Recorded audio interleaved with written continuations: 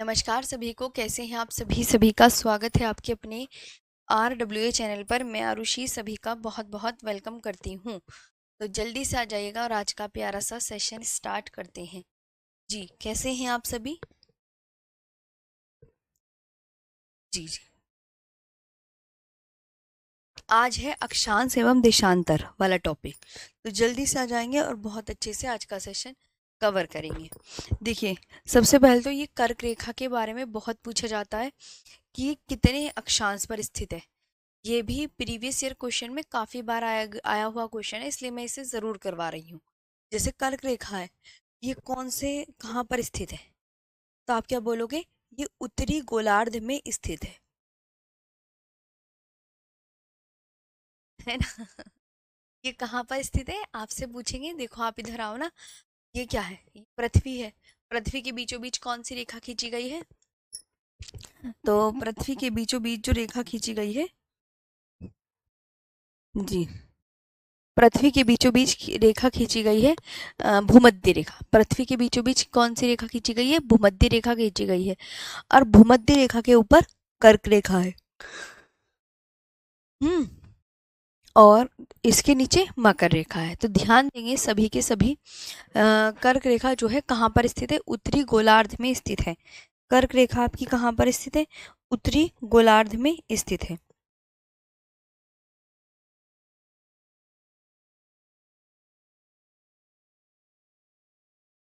जी, अक्षांश एवं देशांतर है इस टॉपिक का नाम।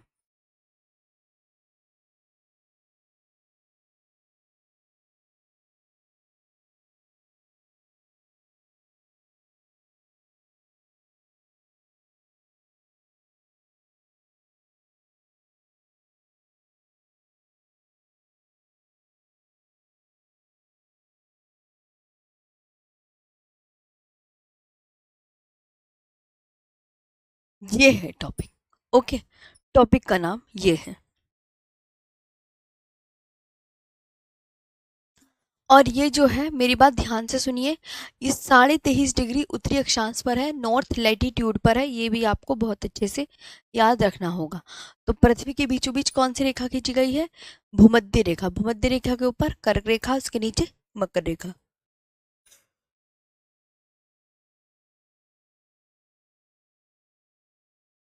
मकर रेखा।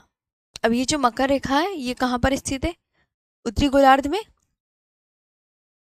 या दक्षिणी? आप बोलो उत्तरी गोलार्ध में या दक्षिणी गोलार्ध में? तो आप बोलोगे मकर रेखा दक्षिणी गोलार्ध में स्थित है। मकर रेखा कहाँ पर स्थित है? तो आपको बहुत अच्छे से याद रखना है कि मकर रेखा दक्षिणी गोलार्ध में स्थित है। कहाँ पर स्थित है? दक्षिणी गोलार्ध में स्थित है, सदर्न हेमिस्फीयर में। 23.5 डिग्री दक्षिणी अक्षांश पर, सदर्न लैटिट्यूड में। आर्कटिक वृत्त ये उत्तरी गोलार्ध में स्थित है। जी। और ये 66.5 डिग्री उत्तरी अक्षांश पर लोकेटेड है, नॉर्थ लैटिट्यूड पर।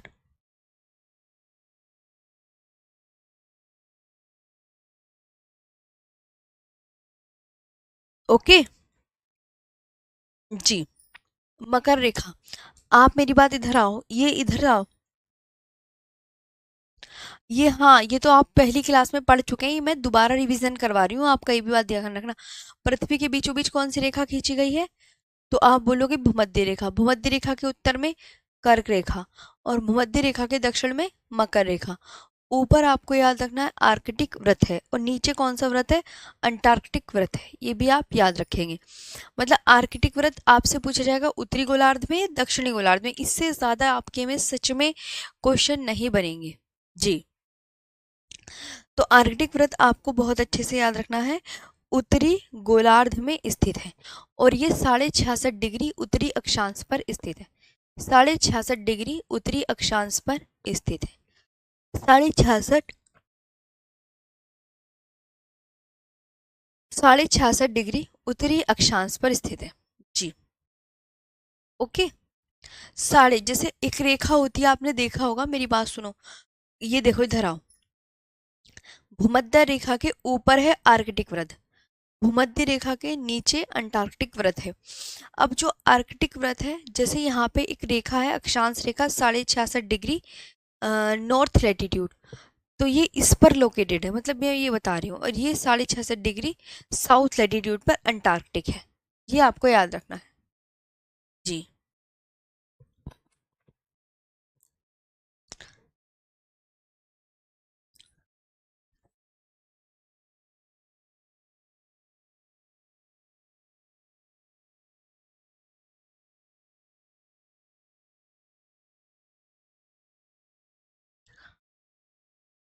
Latitude and longitude.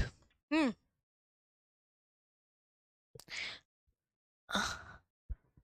अंटार्कटिक व्रत उत्तरी गोलार्ध में, दक्षिणी गोलार्ध में, अभी यहाँ पे मैंने आपको बना के दिखाया है ना, देखो कहाँ है, उत्तरी गोलार्ध में, दक्षिणी गोलार्ध में अंटार्कटिक व्रत।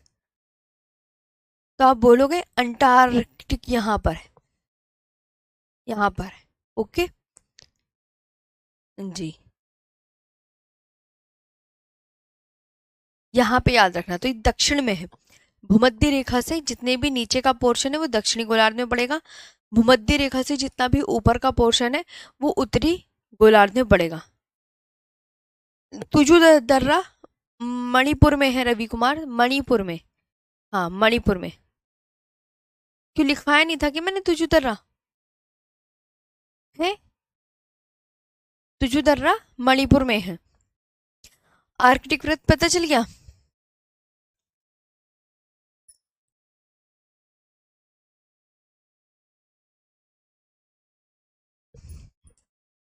अब ये है अक्षांश। अक्षांश, मेरी बात ध्यान से सुनो।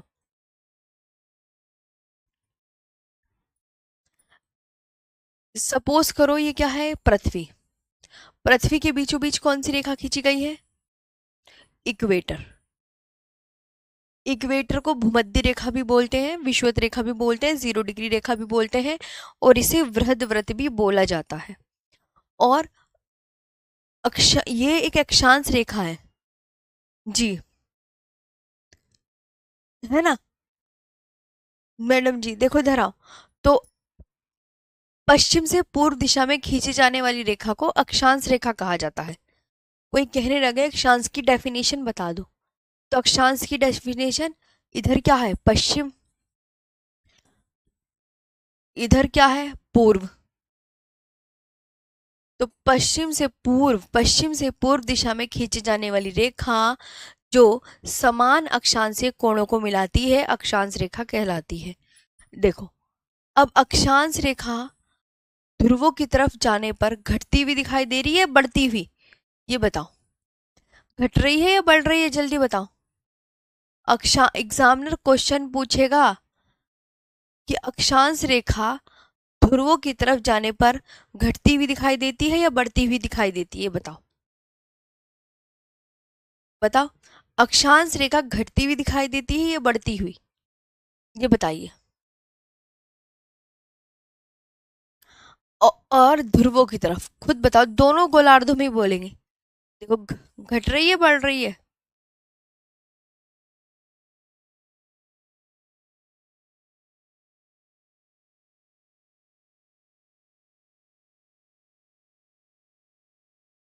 घट रही है बढ़ रही है, बताओ। घट रही है ना, वेरी इंपॉर्टेंट। तो अब मैं एग्जामिनर हूँ, समझ लो। मैं एग्जामिनर हूँ, मैं आपसे क्वेश्चन पूछ रही हूँ कि अक्षांश रेखा ध्रुवों की ओर जाते हुए घटती हुई दिखाई देती है या बढ़ती हुई दिखाई देती है? तो आप क्या क्वेश्चन करके आओगे? आप बोल के आओगे मैम घटती हुई दिखाई देती है। वेरी इंपॉर्टेंट क्वेश्चन, याद रखना। दिखा देना बना के, याद रखोगे ना, शाबाश। हाँ हमेशा याद रखना, अक्षांश रेखा ध्रुवों की ओर जाते हुए घटती हुई प्रतीत होती है, घटती हुई प्रतीत होती है। तो अब मेरे को एग्जाम में क्वेश्चन आएगा, सबसे बड़ी अक्षांश रेखा का नाम बता दो, क्या है? जरा सोच के बता दो क्या है फिर सबसे बड़ी अक्षांश रेखा, इसमें से कौन सी है? जो सबसे पहले बनी होगी वही तो सबसे बड़ी होगी। तो सबसे बड़ी अक्षांश रेखा कौन सी है, चलो जल्दी बताओ सोचकर। हाँ, सबसे बड़ी अक्षांश रेखा कौन सी है फिर? क्योंकि ध्रुवों की ओर तो अक्षांश रेखा घटती हुई दिखाई दे रही है। फिर हाँ, सबसे बड़ी अक्षांश रेखा कौन सी है, बताओ। शाबाश। दो क्वेश्चन याद हो गए। सबसे बड़ी अक्षांश रेखा विषुवत रेखा। विषुवत रेखा के कितने नाम हैं? अब आप ही बोलते रहो, आप ही बोलते रहो। हाँ, विषुवत रेखा को कितने नामों से जाना जाता है? इसे भूमध्य रेखा कहते हैं, इसे इक्वेटर कहते हैं, इसे 0 डिग्री कहते हैं, इसे ग्रेट सर्कल कहते हैं, और इसे वृहद व्रत भी कहते हैं। क्लियर? याद हुआ? देख लो, दो क्वेश्चन बता दिए मैंने। ये पूछे जाएंगे एग्जाम में, पक्के पक्के पढ़ लेना। और कहानी सुनाती हूँ। अभी मजा नहीं आ रहा कहानी में, अभी आ जाओ। है? अब ये अक्षांश देखा तुम्हें सामने से कैसे दिख रही हैं? अरे मैम, सामने से तो हमें ऐसे दिख रही है कि लेटी हुई प्रतीत हो रही है। ये बहुत दिखावटी है ये अक्षांश रेखा। पता है ये पीछे को कैसी है? जैसे ये अक्षांश रेखा है, ये आगे ऐसे, और ये पीछे भी यूं करके है, लेकिन पीछे वाली हमें दिखती नहीं है। देख लो कितनी चालू है ये। समझ आया? है ना? तो ये यूं करके यूं है, और हमें ये वाली जो पीछे वाली है ना, ये दिखती नहीं। ये सारी अक्षांश रेखा, तभी तो इसे देखो, इसे इक्वेटर को वृहद व्रत भी बोलते हैं। वृहद व्रत। अब वृहद व्रत यानी कि इसके इंग्लिश में बोलते हैं ग्रेट सर्कल, यानी कि ये सर्कल बना रही है, गोला बना रही हैं। अब आप समझ आया? एक बच्चा का क्वेश्चन आ रहा है पृथ्वी के लेकर कुछ, उसकी कमेंट्स में देखती हूँ, क्या पता इम्पोर्टेंट हो। हाँ मैम, शादी कब हुआ? शादी को तो मेरे को तो बहुत साल होने वाले हैं। उस बच्चे की कमेंट्स निकल गई है, आप रिपीट कर दो ना, क्या कमेंट्स थी आपकी? कुछ 13 लाख गुना कुछ ऐसे बताया था। हाँ, आपकी कमेंट्स निकल गई है प्यारे दोस्त, आप एक बार रिपीट कर दो कमेंट। हाँ, मैं इसे देख रही थी ना, तो मुझे पता नहीं चला। ठीक। तो ये इसे ग्रेट सर्कल, तो ये इसलिए सर्कल है ना? समझ में आया? जी। अब देखो, कहानी तो ये थी। तो देखो, मैंने ये वही बना रखा है पूरा, है ना? और उत्तरी ध्रुव और दक्षिणी ध्रुव कौन से हैं? ये उत्तरी ध्रुव,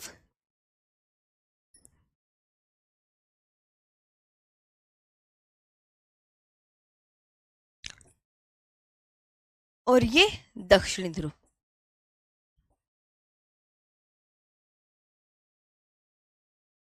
ये नॉर्थ, ये साउथ पोल है,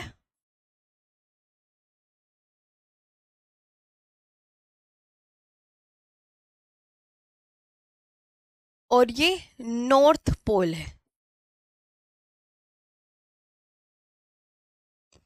ओके, ऐसे याद रखना है। हाँ, आपकी ना क्लास कल भी होगी। जी।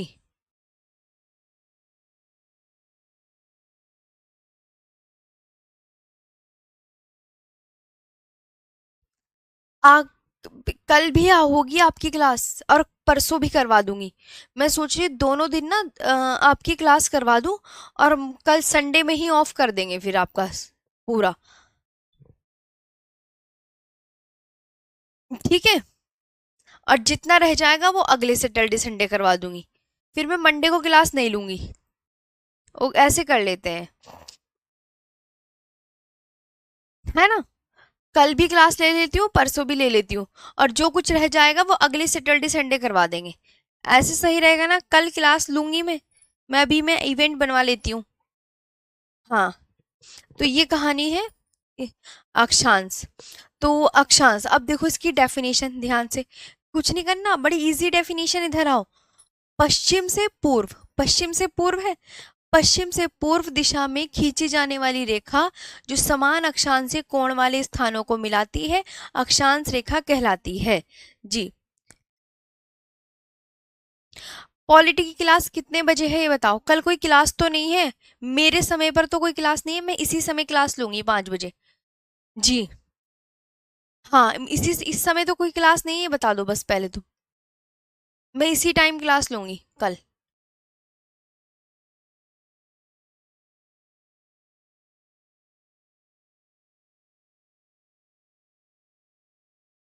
हाँ, कल, कल और परसों ले लेते हैं जितना भी होगा, बाकी फिर अगले सैटरडे संडे करा दूंगी बस।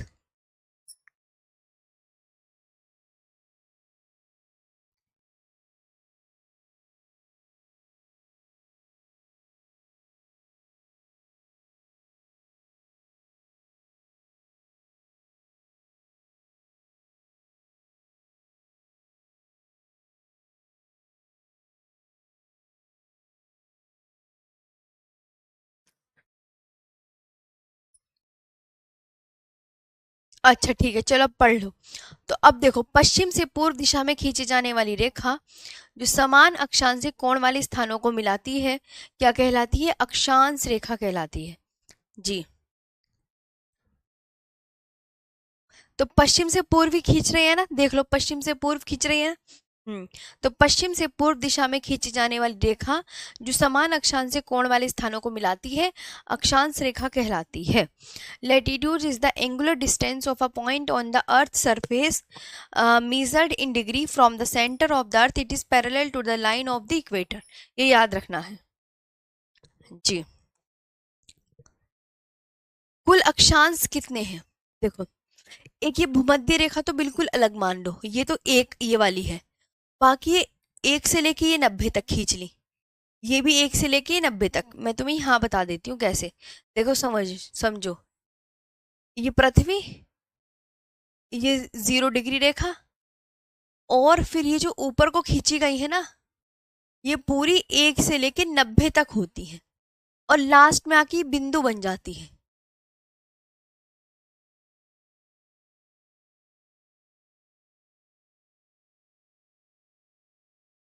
ये 1 2 3 ऐसे कर कर ये पूरे 90 तक, ये 1 2 3 4 और ये पूरे 90 तक, और ये 0 अलग है। तो इसलिए यहाँ पे लिखा है 90 + 90 + 1 बराबर 181 कुल अक्षांश। अब कुल अक्षांश रेखा, कुल अक्षांश रेखा जी। मेरी ना एक बिहार पुलिस भर्ती के लिए मैराथन आ रही है, वो मैराथन मेरी है 12 तारीख को, 12 जुलाई को है, शाम 4 बजे। क्वेश्चन प्रैक्टिस की आ रही है अब की बार। थ्योरी तो मैंने अभी करवा दी कुछ दिन पहले, है ना, 28 जून को करवाई थ्योरी मैंने। अब उसके गागर में सागर आ रही है। अगर आप वाली क्लास लेना चाहते हैं प्रीवियस ईयर क्वेश्चन की, देखना, क्योंकि मैंने आपको इंडियन ज्योग्राफी तो पूरी कंप्लीट करा दी, वर्ल्ड भी करा दी। आप उस क्लास में आना, आप देखना कितने क्वेश्चन सही कर पा रहे हो जी। समझ आया? अब ये कुल अक्षांश रेखा, तो ये जो 2 बिंदु है, क्या ये रेखा है? तो आप बोलोगे मैम ये 2 बिंदु रेखा नहीं बन सकती। इन बिंदु से ना रेखा बन सकती, इस बिंदु से ना रेखा बन सकती, है ना सर्कल। तो इसलिए इसको 121 - 2, इन 2 बिंदुओं को माइनस कर दिया, तो कुल अक्षांश रेखा 179 बची। इन 2 बिंदुओं को माइनस कर दिया, बाकी सारी हैं। कुल अक्षांश वृत्त, अब इससे एक सर्कल भी नहीं बन सकता इन 2 बिंदुओं से, ये तो बिंदु है ना, तो ये वृत्त में भी कहाँ गिने जाएंगे? ओके, तो इसलिए 180 - 2 बराबर 179, ये आपको याद रखना है। आगे चले जी। गागर में सागर आ रही है मेरी। अगर पूरी ज्योग्राफी के आपको क्वेश्चन करने हैं तो 12 जुलाई को शाम 4 बजे RW स्टेट एग्जाम पे आ जाना। मैं अब रेगुलर बताते हुए चलूंगी जी, मैं पक्का बोलते चलूंगी, आपको आना जरूर है। मैं बता रही हूँ, देखो 12 जुलाई याद रखना, RW स्टेट एग्जाम पर है मेरी मैराथन, कंप्लीट है। और आप देख लेना कितने क्वेश्चन आप कर पाओगे, इसी से अंदाजा लग जाएगा। इसमें 300 क्वेश्चन होते हैं ज्योग्राफी के। आया समझ? तो 2 अक्षांश रेखाओं के मध्य दूरी का को क्या कहते हैं? 2 अक्षांश रेखाओं के मध्य दूरी को क्या कहते हैं? कटिबंध, यानी क्या कहते हैं? जोन कहते हैं। और 2 अक्षांशों के बीच की दूरी, ये भी इंपॉर्टेंट है, 2 अक्षांशों के बीच की दूरी 111 किलोमीटर है। 111 किलोमीटर है, 111 किलोमीटर। 90 डिग्री, देखो ये लिखा, ये लाइन लिखी हुई है, ये जो हमने बनाए थे ना, ये इन 2 बिंदुओं की कहानी लिखी है कि 90 डिग्री उत्तरी अक्षांश और 90 डिग्री दक्षिणी अक्षांश। ये ग्लोब पर क्या है? ये एक बिंदु है, ये दोनों क्या है? एक बिंदु है, रेखा नहीं है, इसलिए अक्षांश रेखा में इनकी गणना नहीं की जाती। बाकी तो देखो ऐसे रेखा बन रही है। अब ये लास्ट में आके यही बिंदु बन जाते हैं, ये दोनों बन जाते हैं, नहीं बन जाते? तो इसीलिए, तो ये है तो 90 डिग्री, ये 90 डिग्री उत्तरी अक्षांश है, ये 90 डिग्री उत्तरी अक्षांश है, और ये 90 डिग्री दक्षिणी अक्षांश है। ये 90 डिग्री दक्षिणी अक्षांश है। तो 90 डिग्री उत्तरी अक्षांश व 90 डिग्री दक्षिणी अक्षांश ग्लोब पर क्या है? ग्लोब पर एक बिंदु है। 90 डिग्री उत्तरी अक्षांश में 90 डिग्री दक्षिणी अक्षांश ग्लोब पर एक बिंदु है, रेखा नहीं है, इसलिए अक्षांश रेखा में इनकी गणना नहीं की जाती।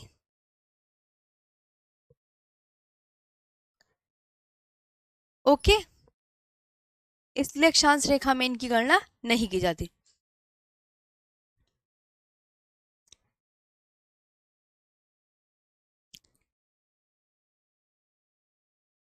और ये सब एक काल्पनिक रेखा है, ये तो हम इमेजिन कर रहे हैं, कल्पना कर रहे हैं, कोई असलियत में नहीं है, कल्पना करनी पड़ेगी सब चीजों की।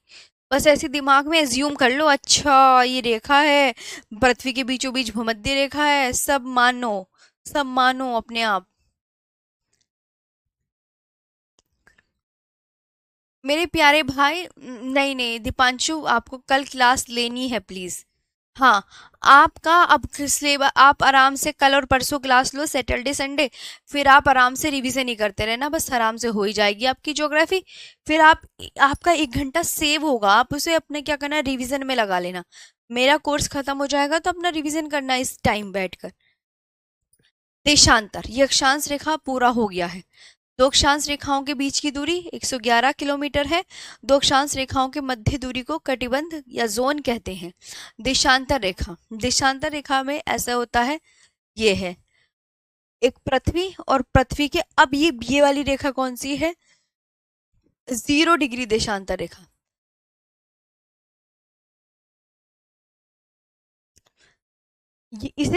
पृथ्वी की ये वाली रेखा जो खड़ी लाइन है, ये 0 डिग्री देशांतर रेखा है। तो उत्तर से दक्षिण, उत्तरी ध्रुव, या ये कह सकते हैं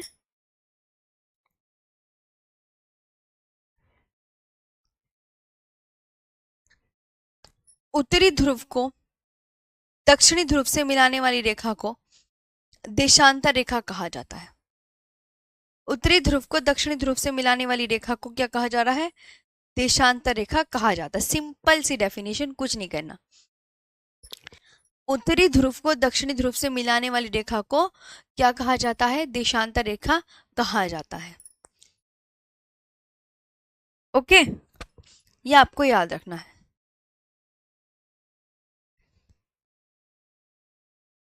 जी,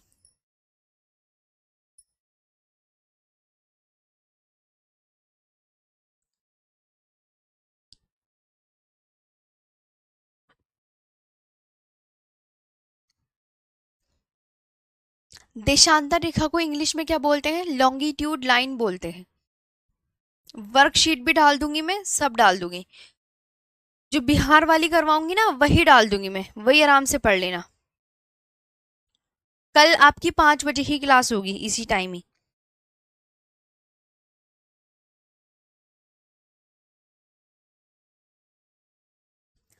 तो देशांतर रेखा समझ में आई।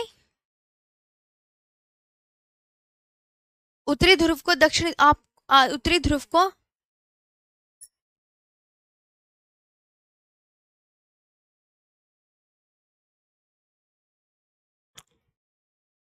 उत्तरी ध्रुव को दक्षिणी ध्रुव से मिलाने वाली रेखा को देशांतर रेखा कहा जाता है।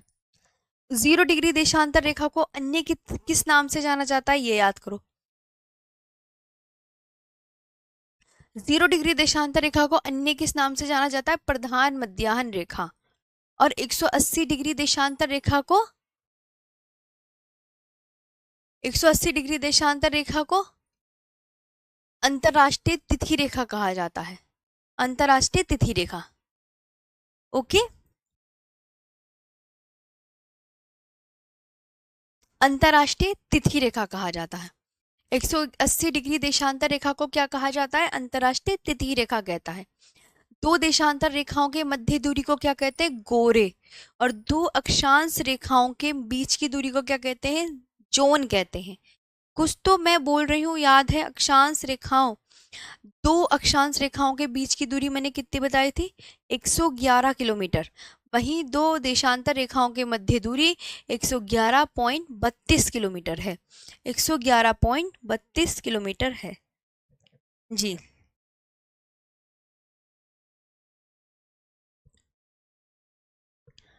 ओके, प्रधान मध्याह्न रेखा वाशिंगटन डीसी में 22 अक्टूबर 1884 को हुई अंतर्राष्ट्रीय बैठक में इंग्लैंड के लंदन के पूर्व में ग्रीनविच नामक स्थान पर स्थित एक रॉयल वेधशाला, मतलब इंग्लैंड में एक जगह है लंदन, अब लंदन के पूर्व में भी एक जगह है जिसका नाम है ग्रीनविच नामक स्थान पर स्थित रॉयल वेधशाला से गुजरने वाली देशांतर रेखा को प्रधान मध्याह्न रेखा माना गया और इसे ही ग्रीनविच मध्याह्न नाम दिया गया। बस ये अक्षांश वाला चैप्टर ही कंप्लीट हो गया है।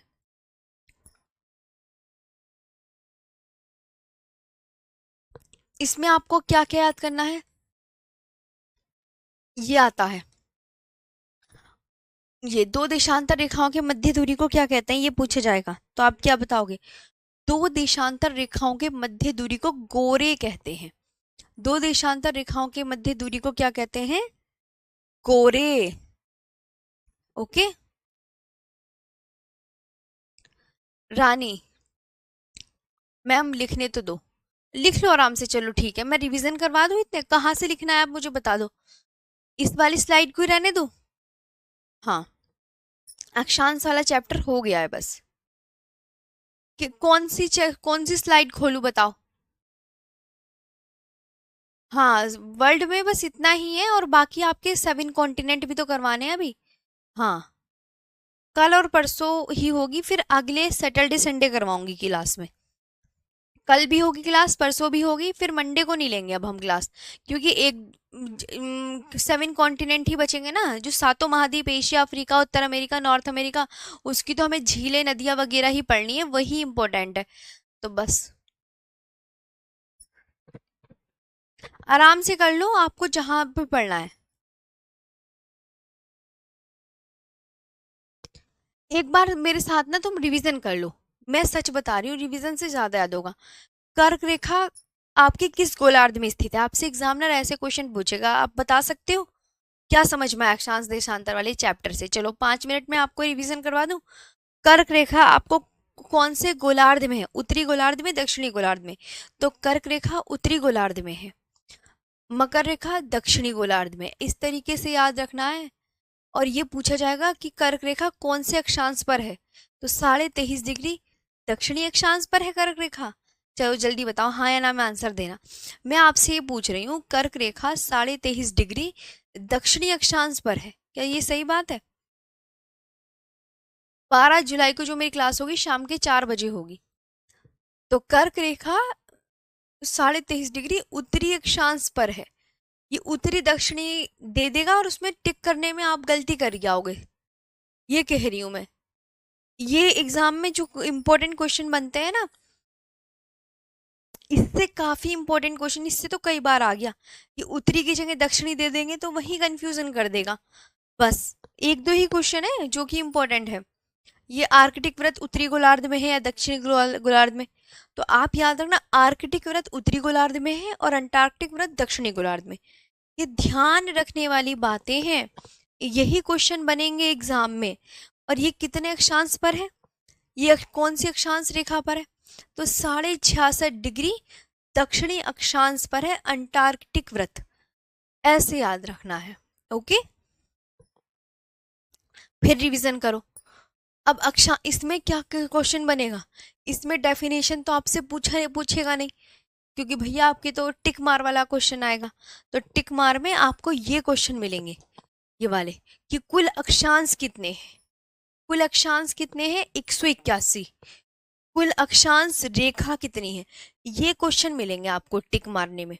आपको ये याद करना है, कुल अक्षांश 181 है, कुल अक्षांश रेखा 179 है और कुल अक्षांश वृत्त 179 है।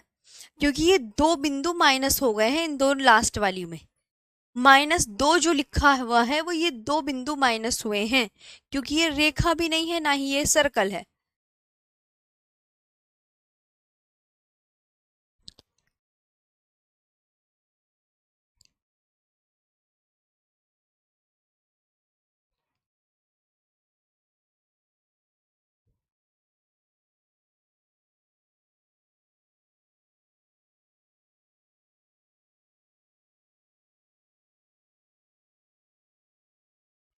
अगले हफ्ते क्लास नहीं होगी क्या मैम?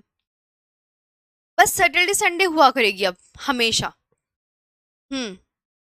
हमेशा सैटरडे संडे होगी अब आपकी क्लास। रेखा पर स्थित देश भी करवाऊंगी, भूमध्य रेखा पर स्थित देश भी करवाऊंगी, सब करवाऊंगी। आप बेफिक्र रहिए, मेरी ज्योग्राफी पढ़ोगे सब कुछ क्लियर होगा, पूरा पक्का वाला प्रॉमिस है। जो मैंने बोला आपके टिक मारने को आएंगे, यही याद रखना है। कुछ ज्यादा मत दिमाग में चलाना। दो अक्षांश रेखाओं के मध्य दूरी को क्या कह रहे हैं? दो अक्षांश रेखाओं के मध्य दूरी को कटिबंध या जोन कहते हैं। दो अक्षांशों के बीच की दूरी ये 111 किलोमीटर है। बस इनमें से ये क्वेश्चन बनता है।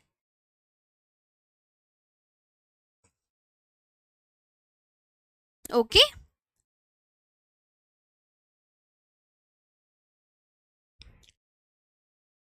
मैम हम आपको बहुत मिस करेंगे। मिस नहीं करोगे, मैं इस सैटरडे संडे ना हमेशा आऊंगी और कुछ ना कुछ आपको पढ़ाती रहूंगी, पढ़ाती रहूंगी, पढ़ाती रहूंगी। अभी कौन सा तुम्हारा एग्जाम है? अभी तो बहुत दिन है। तुम क्यों टेंशन ले रहे हो? छोड़ूंगी नहीं मैं अभी पीछा तुम्हारा। हाँ। हाँ जी। मैं उसमें आपको रिवीजन ही करवाया करूंगी। रिवीजन करवा देंगे।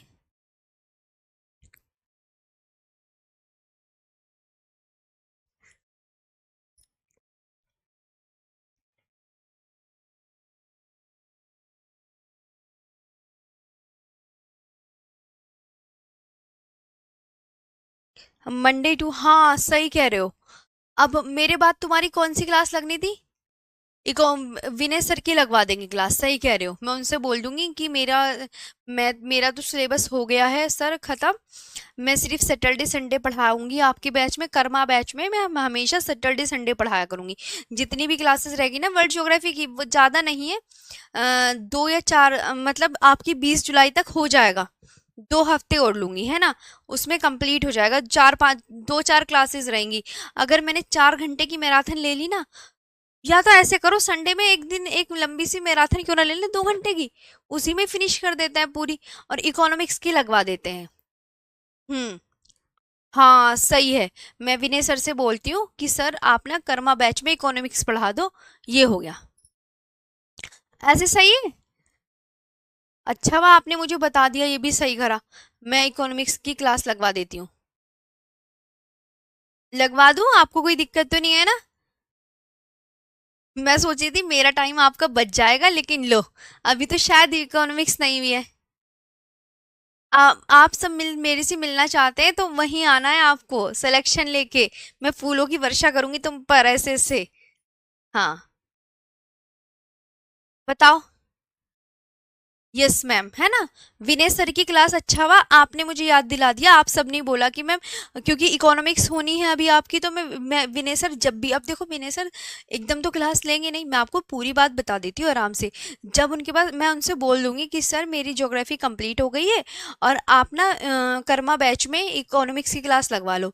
वो कहेंगे मैम मेरे पास नेक्स्ट वीक टाइम है, तो वो अगले हफ्ते से या 2-4 दिन में जब भी शुरू करें वो कर लेंगे अपना आप। और मैं सैटरडे संडे क्लास लूंगी। मैं जाऊंगी नहीं कहीं, ये बात ध्यान रखना। मैं सैटरडे संडे ही क्लास लूंगी आपकी। ये मत सोचना मैं अभी आपको छोड़ के जा रही हूँ। हाँ यही हूँ मैं आपके पास ही। दिक जी। अरे एक बात बताओ, मेरे पास ना ऑलरेडी बहुत सारे बैचेस आ गए हैं। शू तुम्हारा जाएगा, पीछे से 2 और आ जाएंगे चल के। जी। टेक्नीशियन वाला है ना अभी बहुत सारे, तो इसलिए ना फिर छोटी बेबी भी है, चीजें है, सब कुछ मैनेज करना है। ध्यान रखा करो। मैम बायोलॉजी भी खत्म होने वाली है। बहुत अच्छा। जी।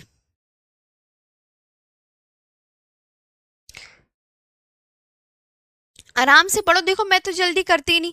मैंने तुमसे जल्दी की होती तो मैं आज भी तुम्हें बहुत जल्दी लेकर आती। मैं तो तुम्हें बात भी कर रही हूँ, आराम से समझा भी रही हूँ। मैं तो ये भी कह रही हूँ मैं सैटरडे संडे क्लास लूंगी।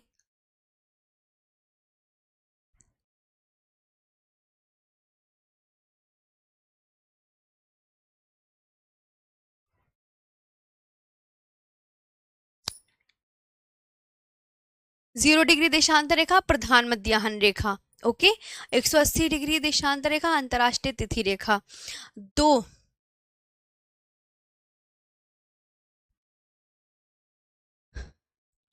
जी।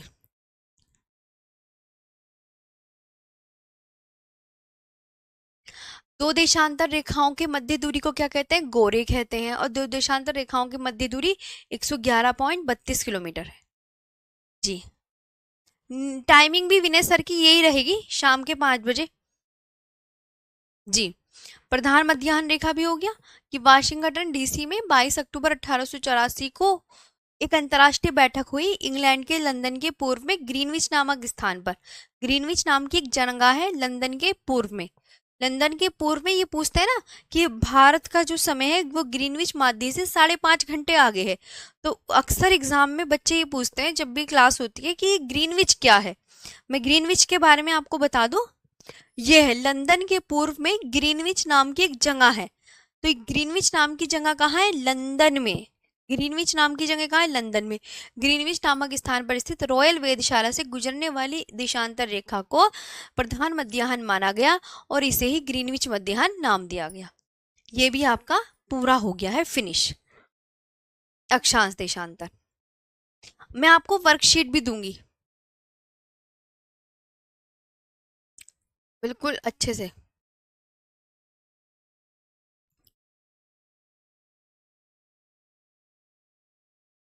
अब आते हैं चट्टान, रॉक्स। वेरी बहुत मस्त वाला टॉपिक, बड़ा मजा आता है इसे पढ़ के। मैं बताऊं, इसमें इसमें जो जो एग्जाम में क्वेश्चन आएंगे वही याद करना आप। बस इतना दिमाग में डालो, वही पक्का प्रॉमिस कर लो, पूरी थोड़ा याद करना है।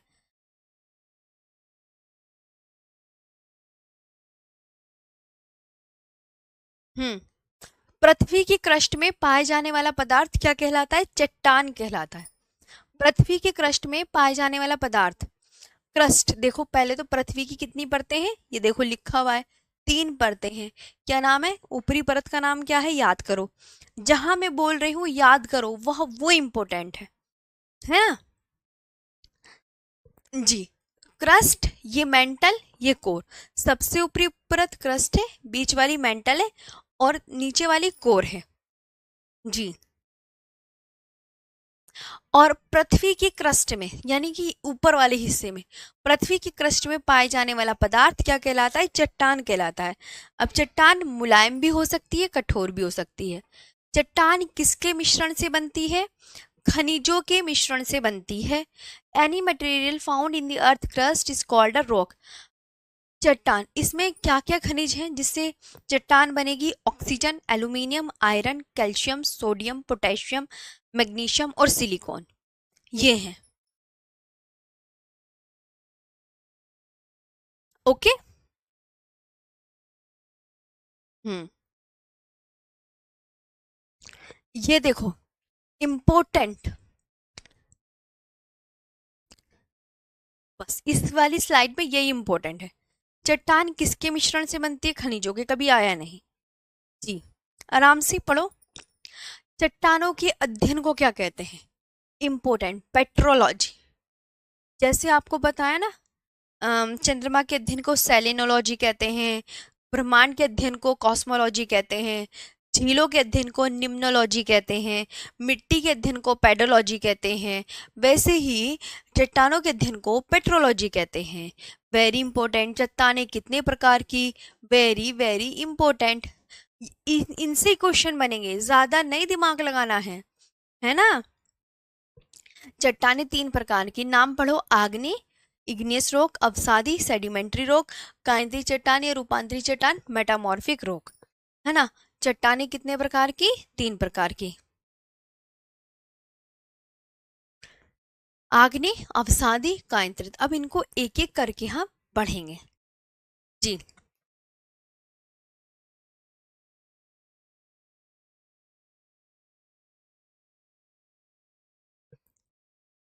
आग्नेय चट्टान, इग्नियस रॉक, इसका निर्माण कैसे होता है? Very very important. भैया ये बनती कैसे है? तो ये बनती है मेग्मा की ठंडा। देखो अंदर मेग्मा बोलते हैं, बाहर जैसे निकलेगा ये मेग्मा तब इसका नाम क्या पड़ जाता है? लावा। अंदर मेग्मा बोलते हैं, है ना? और बाहर लावा। ये एक बात, कॉन्सेप्ट ध्यान रख लो। तो मेग्मा के अंदर, मेग्मा की ठंडा होने से लावे के जमाव के कारण आग्नेय चट्टान बनती है। ध्यान से सुनते रहो, सुन में लिखने से ज्यादा मेरे बोलने पे फोकस करो। अच्छा, मैग्मा के ठंडा होने से और लावे के जमाव के कारण आग्नेय चट्टान बन रही है। आग्नेय चट्टान हमेशा पूछा जाता है ये कैसे बनती है, तो मैग्मा के ठंडा होने से, है ना। इसे क्या कहते हैं, सबसे पहले ये बनी, इसलिए इसे प्राथमिक चट्टान या जनक चट्टान कहते हैं। वेरी इंपॉर्टेंट, आराम से करो। ये कैसी चट्टान है, रवेदार। रवेदार यानी क्रिस्टलाइन रॉक, क्रिस्टल क्रिस्टल से है, इसमें क्रिस्टल क्रिस्टल से। जीवाश्म, आपको पता है मैग्मा तो खुद, इसमें तो जल भुन रहा है, मैग्मा तो खुद ही लाल कलर का जला भुना है, इसमें जीवाश्म कैसे मिल जाएंगे। जीवाश्म वही तो होते हैं जानवरों के अवशेष, जानवरों के अवशेष थोड़ी मिल जाएंगे इसमें, जानवरों के अवशेष नहीं मिलेंगे। जीवाश्म तो वेरी इंपॉर्टेंट क्वेश्चन, क्या आग्नेय चट्टानों में जीवाश्म पाए जाते हैं, तो आप बोल देना नहीं पाए जाते, है ना। अच्छा, उड़ीसा से हो, व्यासा देव पांड्या।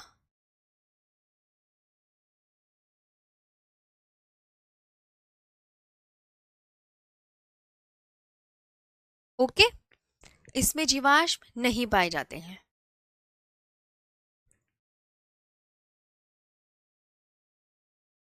एक बार और याद करो, आग्नेय चट्टान कैसे बनी, दिमाग में पहले ये डालो। अच्छा, मैग्मा के ठंडा होने से, लावा के जमाव के कारण, मैग्मा के ठंडा होने से लावा के जमाव के कारण, formed due to deposition of lava, इसे क्या कहते हैं, इसे प्राथमिक चट्टान या ओके अजहर जी, प्राथमिक चट्टान या जनक चट्टान भी इसे कहते हैं। याद हुआ, आपको खुद याद होना चाहिए। अच्छा, ये मैग्मा से बन रही है, तो मैग्मा तो खुद तपता भुनता लावा है, तो इसमें जीवाश्म पाए जाएंगे, जीवाश्म नहीं पाए जाएंगे। ये तीनों ही इंपॉर्टेंट है इस स्लाइड में।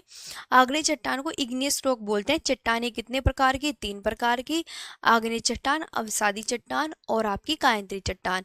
आग्नेय बहुत इंपॉर्टेंट है, मैग्मा के ठंडा होने से, लावे के जमाव के कारण। इसमें परतें नहीं पाई जाती।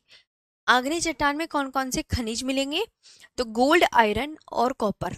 आग्नेय चट्टान अब 2 टाइप की होती हैं, एक तो आंतरिक आग्नेय चट्टान और बाह्य आग्नेय चट्टान। देखो, आंतरिक आग्नेय चट्टान ये है जब मैग्मा क्रस्ट के अंदर ही ठंडा होकर चट्टान का रूप ले ले, वो निकले ही ना बाहर और अंदर ही अंदर ठंडा हो जाए, तो ये आंतरिक आग्नेय चट्टान कहलाती है। ये पूछा नहीं जाता, सीधी बात मैं बता देती हूँ। जब मैग्मा पृथ्वी की सतह पर आकर ठंडा होकर लावे का रूप ले ले और जम जाए, तब इसे बाह्य आग्नेय चट्टान का निर्माण होता है। बस सिंह बहुत आंतरिक है तो अंदर ही, तो मैग्मा के अंदर, मैग्मा क्रस्ट के अंदर ही ठंडा होकर, और ये मैग्मा पृथ्वी की सतह पर आकर आंतरिक में अंदर ही होगा ठंडा, है ना। और ये बाह्य, ये तो बाहर ही ठंडा होगा। इतनी बात तो आप समझ लोगे ना, अंदर, आंतरिक और बाहर में। आगे देखो, प्रकृति के आधार पर 2 प्रकार की चट्टानें, अम्लीय आग्नेय चट्टान और क्षारीय आग्नेय चट्टान, जो कि पूछी नहीं जाती एग्जाम में। अम्लीय आग्नेय चट्टान का जो निर्माण होता है, उस निर्माण से ज्वालामुखी पर्वत बनते हैं अम्लीय आग्नेय चट्टान के, और क्षारीय आग्नेय चट्टान से ज्वालामुखी पठार का निर्माण होता है। दोनों से किस किस का निर्माण हो रहा है, ये देख सकते हैं कि मैम, हाँ, प्रकृति के आधार पर। ये किसके आधार पर थी, आग्नेय चट्टान 2 टाइप्स की, ये तो आंतरिक आग्नेय और बाह्य आग्नेय, लेकिन ये प्रकृति के आधार पर, जो कि आती नहीं है ना, ध्यान से। इसके बाद अवसादी चट्टान, बहुत इंपॉर्टेंट, इसका निर्माण कैसे होता है, आग्नेय एवं रूपांतरित चट्टानों के अपक्षय व अपर्दन से इसका निर्माण होता है। आग्नेय व रूपांतरित चट्टानों के अपक्षय व अपर्दन से, आग्नेय एवं रूपांतरित चट्टान मतलब 2 चट्टानों के नाम याद कर लो। अच्छा, अवसादी चट्टान है, तो अवसादी के अलावा कौन सी 2 चट्टानें हैं, तो आग्नेय और रूपांतरित ही तो है ना। तो आग्नेय एवं रूपांतरित चट्टानों के अपक्षय व अपर्दन से इसका निर्माण होता है। By the weathering and erosion and igneous and metamorphic rocks, ये कैसी होती है, परतदार। कैसी होती है, परतदार। देखो, इसमें जीवाश्म पाए जाते हैं। और जहाँ याद रखना अवसादी में हमेशा जीवाश्म, ये वेरी वेरी इंपॉर्टेंट, किसमें जीवाश्म पाए जाते हैं, तो जिसमें जीवाश्म पाए जाएंगे यानी पेड़ पौधों के अवशेष या जंतुओं के अवशेष को ही तो जीवाश्म कहते हैं। जो पेड़ पौधे सड़ गल जाते हैं और मिट्टी में मिल जाते हैं, जो पशु जानवर मर जाते हैं और मरने के बाद जो है वो मिट्टी में मिल जाते हैं, वही तो जीवाश्म बनते हैं, वही तो फॉसिल्स बनते हैं। तो जीवाश्म कौन सी चट्टान में पाए जा रहे हैं? अवसादी चट्टान में पाए जा रहे हैं। कोयला, पेट्रोलियम व प्राकृतिक गैस आपको कहाँ मिलेगी? कौन सी चट्टानों में मिलेगी? अवसादी चट्टानों में। कोयला, पेट्रोलियम, प्राकृतिक गैस आपको अवसादी चट्टान में मिलेगा, और जहाँ जीवाश्म पाए जाएंगे जिस चट्टान में, उसमें आपको कोयला, पेट्रोलियम, प्राकृतिक गैस मिलेगी। कोयला, पेट्रोलियम, प्राकृतिक गैस आग्नेय चट्टान में नहीं मिलेगी, क्योंकि आग्नेय चट्टान तो मैग्मा के ठंडा होने से, लावा के जमाव के वजह से निर्मित हो रही है, तो उसमें ये नहीं मिलेंगे कोयला, पेट्रोलियम, प्राकृतिक गैस। धात्विक खनिजों का अभाव होता है, कमी, अभाव माने कमी, और ये छिद्रयुक्त होती है। गालों में ये जो छेद छेद से हो जाता है ना, पोर्स, पोर्स होती है। रूपांतरित या कायांतरित चट्टान, आग्नेय व अवसादी चट्टानों में तापमान व दबाव के कारण हुए स्वरूप परिवर्तन के कारण, ये आग्नेय व अवसादी, इसमें भी देखो दूसरे दो के अलग के नाम आ गए। आग्नेय व अवसादी चट्टानों में तापमान व दबाव के कारण हुए स्वरूप परिवर्तन के कारण रूपांतरित चट्टान बनती हैं। ये सबसे कठोर चट्टानें हैं। ये परतें या इसमें परतें नहीं मिलती, इसमें जीवाश्म नहीं पाए जाते ना। अब दिमाग में आप बिठा लो, जीवाश्म ना तो आग्नेय चट्टान में मिल रहे हैं ना कायांतरित चट्टान में, अवसादी चट्टान में जीवाश्म पाए जाते हैं। अवसादी चट्टान में ही कोयला, पेट्रोलियम, प्राकृतिक गैस मिलेंगी। आग्नेय चट्टान को प्राथमिक चट्टान या जनक चट्टान कहते हैं। ये ऐसे याद करो।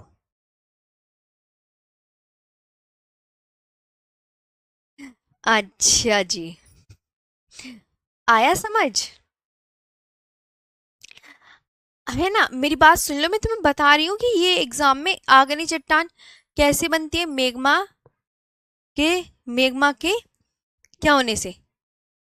बता, आप बोलोगे मैम जो ये है ना आग्नेय, मेग्मा के ठंडा होने से, लावा के जमाव के कारण। और अवसाद किस में पाए जाते हैं? सिर्फ जीवाश्म कौन सी चट्टान में पाए जाते हैं? सिर्फ अवसादी चट्टानों में पाए जाते हैं। और आग्नेय और रूपांतरित में जीवाश्म ही नहीं पाए जाते। कोयला, पेट्रोलियम, प्राकृतिक गैस कौन सी चट्टान में मिलेंगे? वेरी इंपॉर्टेंट, एक ही नंबर का आएगा, तो इसमें से जो मैं बता रही हूँ यही आंसर याद कर लेना, ये इनफ है जी।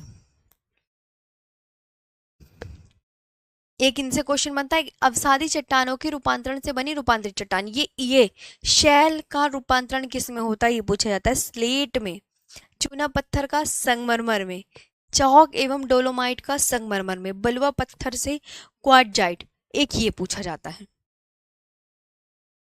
जी, है ना?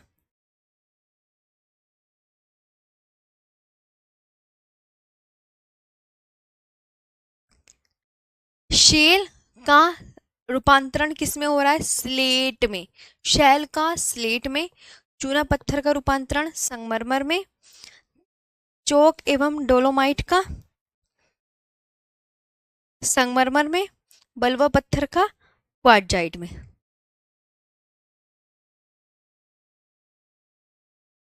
जी दीदी, एक बार जय जगन्नाथ बोल दीजिए ना प्लीज। ओ, इसमें भी कोई बात है? जय जगन्नाथ। आप परेशान मत हुआ करो, अच्छे से पढ़ा करो, कूल माइंड से बिल्कुल। अवसादी चट्टान का निर्माण किसमें होता है? शैल का स्लेट में, चूना पत्थर का संगमरमर में, चाक एवं डोलोमाइट का संगमरमर में, बलुआ पत्थर का क्वार्टजाइट में। आग्नेय का रूपांतरित चट्टान में ग्रेनाइट का नीस, ये तो बड़ा पूछा जाता है। ग्रेनाइट का रूपांतरण किस में होगा? नीस में, बसाल्ट का शिस्ट में। ये दोनों प्रीवियस ईयर क्वेश्चन की जान है, जान पड़े जाते हैं एग्जाम में। बस 2 चैप्टर हो गए आपके खत्म। खत्म खत्म खत्म। अब आपकी पढ़ानी है मुझे। कल पढ़ेंगे हम भूकंप, पृथ्वी की आंतरिक संरचना। कल भूकंप पढ़ेंगे, भूकंप है ना, भूकंप और पृथ्वी की आंतरिक संरचना। कल वो पढ़ लेते हैं। कल वो पढ़ लेंगे भूकंप और आंतरिक संरचना, बस ज्यादा नहीं, 1-1 घंटे की क्लास लेंगे, कोई टेंशन मत लो। कल भूकंप और आंतरिक संरचना पढ़ लेंगे। परसों ज्वालामुखी वाला टॉपिक पढ़ लेंगे, वो तो आपके पर्वत पूछे जाते हैं। और उसके बाद जो अगला सैटरडे संडे आएगा उसमें जितने भी महासागरों में झीलें हैं, नदियां हैं, पर्वत है, वो वाला टॉपिक कर लेंगे। बस इतना ही सही बचा है, ज्यादा नहीं है। ज्वालामुखी का मैं बता तो रही हूँ, संडे में टॉपिक कर लेंगे। और घास के मैदान जो है ना, वो भी बहुत पूछे जाते हैं। अभी हाँ, तो घास के मैदान भी मैं आपको उसी में करवा दूंगी। घास के मैदान भी उसी के अंदर हो जाएंगे। घास के मैदान ना उसमें है, झीलों के, नदियों के, पर्वतों के साथ ही मैंने कर रखे हैं। तो कल आपको, कल क्लास, अभी तो मैं मैनेजर सर से पूछती हूँ कि कल टाइम क्लास लगवा सकते हैं या नहीं। जी। चलो बस आज का बस दो ही टॉपिक बहुत हैं, ज्यादा मत पढ़ो, परेशान हो जाओगे फिर। आराम से इन्हें कवर कर लेना। अब देखो आपके लिए, आप ये बता दो, मैं विनय सर से बोल दूं ना, कह दूं सर आप अपनी क्लास लगवा लो, ठीक है? विनय सर की क्लास लगवा दूं, एक बार बता दो। हाँ, नहीं सैटरडे संडे में पढ़ा दूंगी, आपकी क्लास चलेगी, तुम टेंशन मत लो। मैं कौन सा कह रही हूँ, अभी तो घास के मैदान भी पढ़ाने हैं, अभी मुझे सारे टॉपिक पता है, मुझे कौन कौन से पढ़ाने हैं। घास के मैदान वेरी वेरी इंपॉर्टेंट, कि घास के मैदान 2 प्रकार के होते हैं, उष्ण और शीतोष्ण है। प्रेरी घास के मैदान नॉर्थ अमेरिका में, पार्कलैंड घास के मैदान अफ्रीका में, सेल्वास वन अमेजन बेसिन में, केम्पोस घास के मैदान ब्राज़ील में है, लानोस घास के मैदान वेनेजुएला में है, पम्पास घास के मैदान अर्जेंटीना उरुग्वे में है, और वेल्ड घास के मैदान दक्षिण अफ्रीका में है, डाउन्स घास के मैदान ऑस्ट्रेलिया में है, न्यूजीलैंड में कैंटरबरी घास के मैदान है, और पुस्टास घास के मैदान हंगरी देश में है, मंचूरिया घास के मैदान चीन में, मंगोलिया में है। अभी ये भी करवाना है, ये टॉपिक भी हर एक एग्जाम में आता है। जो मेरे दिमाग में सेट है, मुझे आपको कौन कौन से टॉपिक कराने हैं, बस जो मैं कह रही हूँ एक ही। हाँ, और वायुमंडल वाला टॉपिक भी है, एक वायुमंडल वाला टॉपिक है, कि सबसे नीचे शोभ मंडल, फिर समताप मंडल, फिर मध्य मंडल, फिर आयन मंडल, फिर बहिर्मंडल। मैं पक्का प्रॉमिस कर रही हूँ, सारे टॉपिक करवाऊंगी, और सारी नदियां, झील, पर्वत, पहाड़ सब, है ना? तो जितने भी घास के मैदान है, अभी तो ये मैंने ऐसी मुंह जबानी बोल दी कि देखो मुझे तो याद है, मैं लेकिन तुम्हें लिख के पढ़ाऊंगी, ऐसे मत सोचना। हाँ, अभी नहीं पढ़ाए मैंने घास के मैदान, वो आगे पढ़ाऊंगी, आगे वाली क्लासों में, है ना? वो आगे वाली क्लासों में पढ़ाऊंगी मैं। कभी ये सोचो कि आज ही पढ़ा दिया।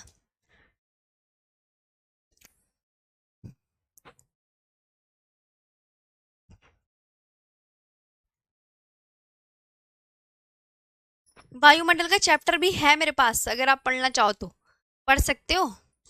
हाँ हाँ हाँ, मैं पढ़ा दूंगी अभी।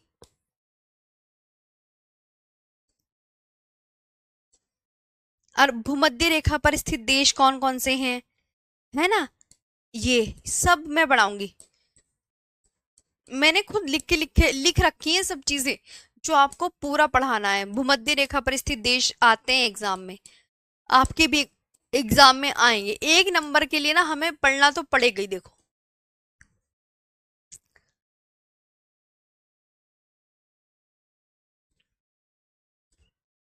देखो ये भूमध्य रेखा पर स्थित देश, ये मैंने अपने हाथों से भी लिख रखे हैं आगे, जो अभी पढ़ाऊंगी ना, जो झील पर्वत पहाड़, उसमें मैंने अपने हाथों से लिख रखे हैं। ये भूमध्य रेखा पर स्थित 13 देश हैं: Ecuador, Colombia, Brazil, Gabon, Congo लोकतांत्रिक गणराज्य, कांगो गणराज्य, Uganda, Kenya, Somalia, Maldives, Indonesia, Kiribati, Sao Tome और प्रिंसिप। ये भूमध्य रेखा पर स्थित देश, चाहे तो इसमें कर लेना, चाहे मैं अभी आगे पढ़ाऊंगी ना, अभी झील, नदी, पर्वत, पहाड़, उसमें भी मैं भूमध्य रेखा पर स्थित देश, उसमें मेरे हाथों के लिखे हुए हैं, तो वो पढ़ लेना,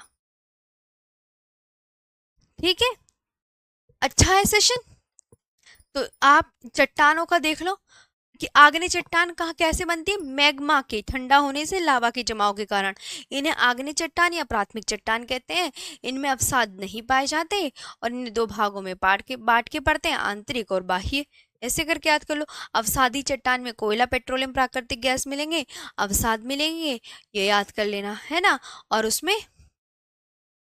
किसमें? रूपांतरित में, कि इनका रूपांतरण मतलब उसके आग्नेय और अवसादी के रूपांतरण से रूपांतरित संगमरमर वगैरह इनका निर्माण होता है। अभी किसमें चेंज होती है? सैल स्लेट में होती है। ये बेसाल्ट, इसमें ये जरूर पूछा जाता है, ये टिक मार लेना, इसके अलावा नहीं पूछ रहेगा। आई होप सेशन आपको बढ़िया लगेगा। पता है, ये याद कर लेना, ये वाला, ये ग्रेनाइट का जो चेंजेस होते हैं, ग्रेनाइट चेंज होती है नीस में, बेसाल्ट शिस्ट में होती है, ये आ चुके हैं प्रीवियस ईयर में। सेल का जो रूपांतरण होगा स्लेट में होता है, ये याद करना। चूना पत्थर का रूपांतरण संगमरमर में होता है। ये ऊपर के दो बड़े इंपॉर्टेंट। बलुआ पत्थर का रूपांतरण क्वार्टजाइट में होता है, ये इंपॉर्टेंट। ओके, पक्का पढ़ लोगे? पक्का तो पढ़ लोगे। और कल हम पढ़ेंगे भूकंप, पृथ्वी की आंतरिक संरचना, वायुमंडल और वो ज्वालामुखी परसों पढ़ लेंगे संडे में। फिर आपके वो नदियां, पर्वत, पहाड़, झील, झरने और घास के मैदान, ये सब रह जाएंगे, वो अगले सैटरडे संडे हो जाएंगे। आप बताओ, आप सेशन कैसे लगा? और हाँ, विनय सर का मैं बता दूं, आप ये मुझे बता दो, भूमध्य रेखा पर स्थित देश भी बता दिए। कैसा लगा सेशन? अब तुम अच्छा से बताओ पहले, तब जाने दूंगी तुम्हें, ऐसे थोड़ी जाने दूंगी। चलो जल्दी बताओ।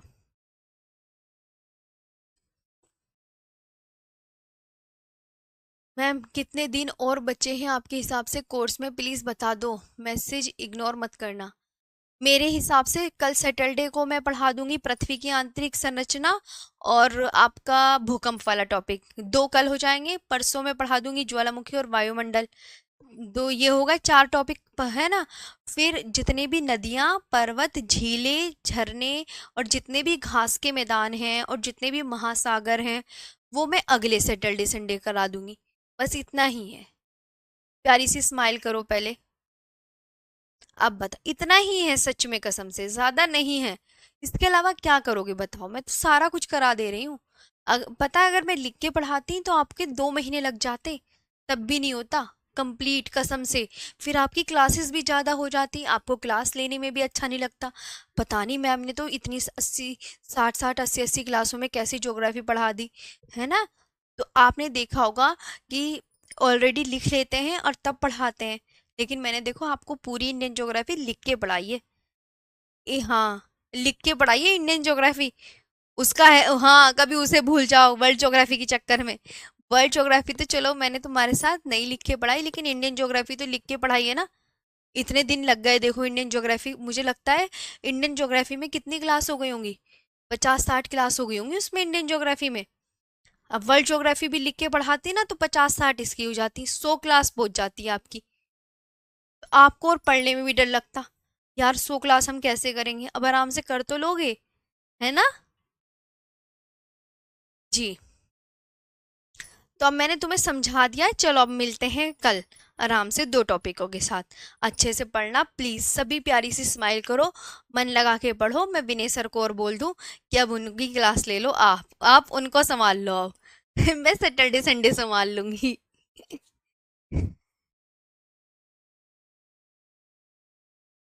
संडे को क्लास अगर मैराथन नहीं रहेगी तभी तो लगेगी। अगर किसी की मैराथन होगी तो फिर नहीं लगेगी। मैनेजर सर नहीं लगने देंगे मेरी क्लास, फिर तो आप मैराथन ही तो लोगे।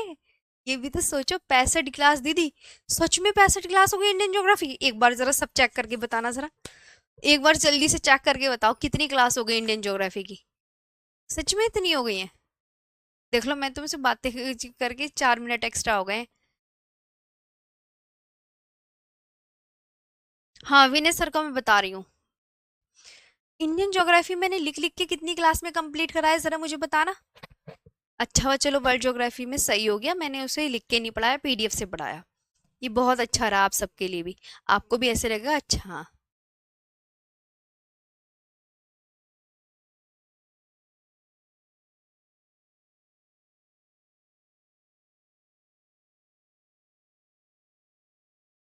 चैतन्य कह रहे हैं मैम 65। 66 क्लास है इंडियन ज्योग्राफी की। सही है, तो फिर सही है, मैंने अच्छा हुआ वर्ल्ड ज्योग्राफी आपको, वरना देख लो 100 क्लास पढ़ लेते तुम, थक जाते तुम पढ़ के। चलो अब थैंक यू, कल मिलेंगे अब।